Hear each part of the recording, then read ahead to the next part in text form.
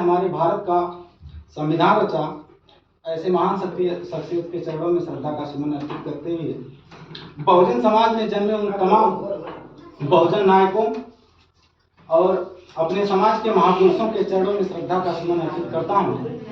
तत्पश्चात यहाँ पर उपस्थित सभी धर्म बंधुओं, पिता तुल्य बुजुर्गों, माताओं, बहनों, छोटे बच्चों और अपने नौजवान साथियों को सादर जय भीम, नमो बुद्धाय करता हूँ। दोस्तों, इससे पहले हम लोग कई गांव में गए, लेकिन आपको एक्चुअल असलियत बता दूं तो जो खुशी मुझे इस गांव में आने के बाद मिली है, अब तक मुझे किसी भी गांव में नहीं मिली थी। इसलिए मैं हाथ जोड़ के एक बार निवेदन चाहूंगा कि आप लोग अपने लिए एक बार जोरदार क्लैपिंग कर दीजिए। जोरदार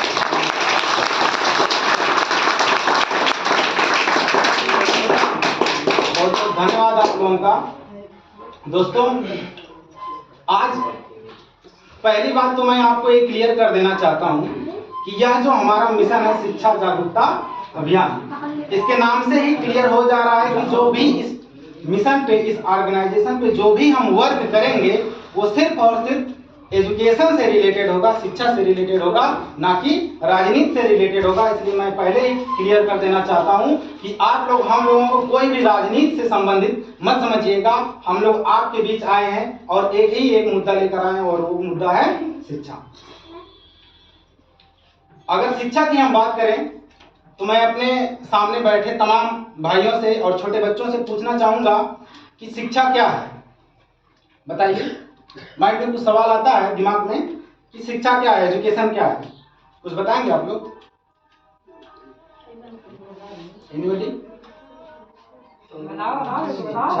शिक्षा हम लोग ग्रहण कर रहे हैं तो शिक्षा क्या है बताइए। शिक्षा का मतलब यही होता है बाबू, ये बच्चे क्या बताएं जी। शिक्षा का मतलब यही है कि होता है कि हम अगर शिक्षा ले रहे हैं तो शिक्षा करें, स्कूल में पढ़ने जाएंगे तो हम पढ़ करके कुछ लायक आदमी बनेंगे। अगर शिक्षा नहीं करेंगे तो हम गधे रहेंगे। सही बात। यानी हमारे अंदर मैच्योरिटी आएगी, समझ रहे हैं कि नहीं? देखिए, मैं एक चीज आपको कंफर्म कर दे रहा हूं कि यहाँ पे 2 पॉइंट है, शिक्षा और साक्षरता। शिक्षा और साक्षरता के बीच बहुत ही एक माइन्यूट डिफरेंशिएशन है, उस चीज को हमको समझना चाहिए। शिक्षा का मतलब, पहले साक्षरता समझ लेते हैं। साक्षरता क्या है? Capacity to write and read. हमको लिखने और पढ़ने की अगर क्षमता हो गई, हम अगर लिखना और पढ़ना जान गए तो हम साक्षर हो गए, ना कि शिक्षित हो गए। इस चीज को बहुत ही गहराई से समझिएगा। ए बाबू, बैठ जाइए बाबू, बैठ जाइए। अगर हमको लिखना और पढ़ना आ गया तो हम साक्षर हो गए, ना कि शिक्षित हो गए। साक्षरता में आपका एक लेवल निश्चित होता है। साक्षरता के लिए आपका एक लेवल निश्चित होता है कि आप इस लेवल तक साक्षर हैं, यानी या तो हाई स्कूल तक हैं, क्लास 8 तक है, हाई स्कूल तक है, 12 तक है, बीए, बीएससी, बीकॉम, पीएचडी तक, यानी आप एक लेवल तक क्या है? साक्षर है। यहाँ तक आपका लेवल है, उसकी आपको डिग्री मिलती है, सर्टिफिकेट मिलती है। लेकिन जो शिक्षा है उसका कोई एक स्तर निश्चित नहीं होता है। आदमी शिक्षा अनंत ग्रहण कर सकता है। शिक्षा वो है जो हमको तर्क करने की शक्ति देता है और सही और गलत के बीच फर्क करने की शक्ति देता है। जैसा कि चाचा जी ने बताया कि हम शिक्षित रहेंगे तभी हम अपने जो है कि लक्ष्य को प्राप्त कर सकते हैं, क्योंकि तभी तो हमको सही और गलत का फर्क करने में समझ में आएगा ना, जब तक हम शिक्षित नहीं होंगे। तो यहाँ पे साक्षरता दूसरा मुद्दा है और शिक्षा दूसरा मुद्दा है। अब इस चीज को मैं बहुत ही एक मर्म तरीके से एग्जाम्पल के द्वारा अगर कहिए तो आपको समझाऊं कि अगर गांव का कोई भी बूढ़ बुजुर्ग या कोई भी महिला जो साक्षर ना हो, पढ़ी लिखी ना हो, लेकिन उनके पास सामाजिक ज्ञान बहुत अच्छा हो, क्या हम उनको शिक्षित नहीं कह सकते हैं? कह सकते हैं, क्योंकि उनको उस समाज के बारे में शिक्षा है। साक्षर वो नहीं है लेकिन शिक्षित है। जैसे कि अगर कोई छोटा सा बच्चा वो आग से जल जा रहा है, आग को टच करेगा तो जल जाएगा, ये बात वो छोटा बच्चा तो नहीं जानता है, लेकिन वो लोग जानेंगे ना जो उसको एक बार टच कर चुके हैं। तो अगर गांव का बुजुर्ग आदमी वो बताता कि बेटा अगर आप इस आग को टच करोगे तो आप जल जाओगे, तो वह आदमी उस आग से शिक्षित है, उसकी भले उनको डिग्री नहीं मिली है, लेकिन वो आज से भली भांति परिचित हैं, शिक्षित हैं। वह अपना एक्सपीरियंस शेयर करते हैं हमारे साथ, समझ रहे हैं।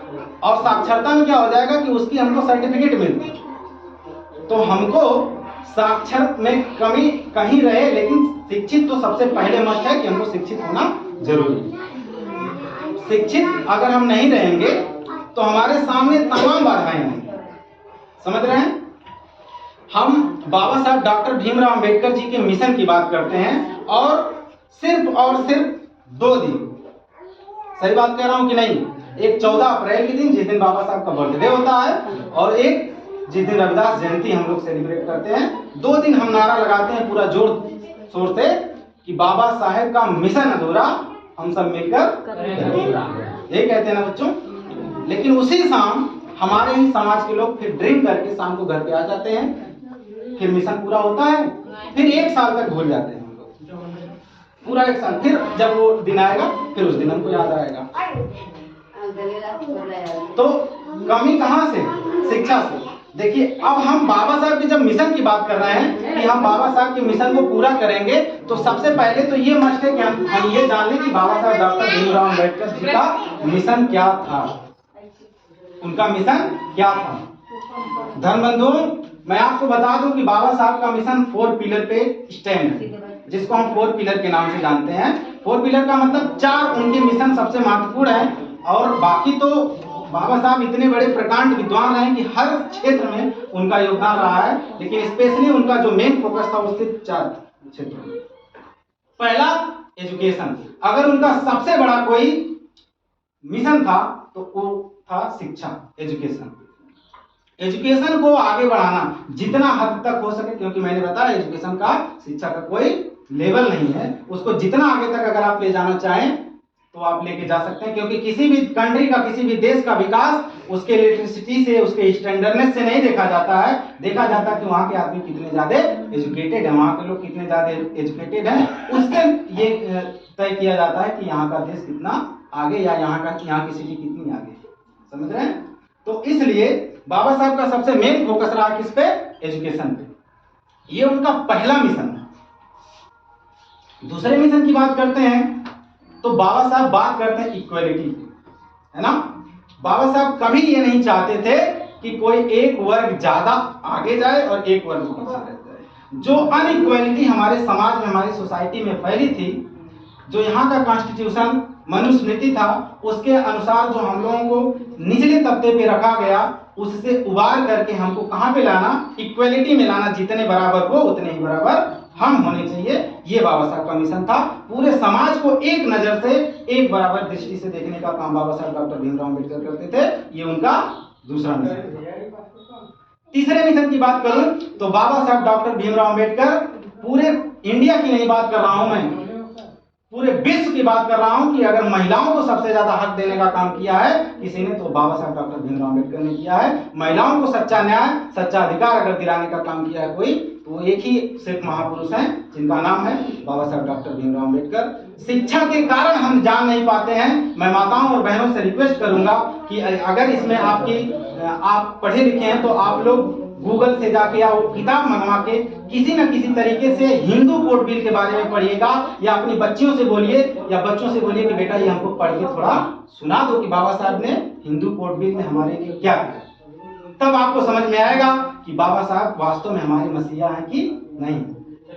मैं वो सारी बातें यहाँ पे एक मीटिंग में नहीं बता सकता, जितना संघर्ष बाबा साहब डॉक्टर भीमराव अंबेडकर का हमारे समाज के और अन्य समाज की महिलाओं के लिए। बाबा साहब ने इक्वलिटी की बात की थी, और महिलाओं की जब उन्होंने बात किया तो उन्होंने कभी हिंदू दलित महिलाओं की बात नहीं की, सारी महिलाओं की बात की। उन्होंने सिर्फ दलित को ही नहीं उभारा, सारे, चाहे वो क्षत्रिय समाज की महिला रही हो, चाहे वो वैश्य समाज की रही हो, चाहे वो ब्राह्मण समाज की रही हो, चाहे वो शूद्र समाज की, हर समाज की महिलाओं के लिए बाबा साहब डॉक्टर भीमराव अंबेडकर ने वर्क किया, उनको आगे बढ़ाने का काम किया। अब लास्ट उनका जो मिशन रहा, अपने जीवन के अंतिम दिनों में आप जानते हैं कि बाबा साहब डॉक्टर भीमराव अंबेडकर बौद्ध धर्म की शिक्षा लेते हैं, बौद्ध धर्म ग्रहण करते हैं। तो जाहिर सी बात है कि उनका लास्ट मिशन क्या रहा होगा कि पूरे भारत को, अखंड भारत को बौद्धमय बनाना।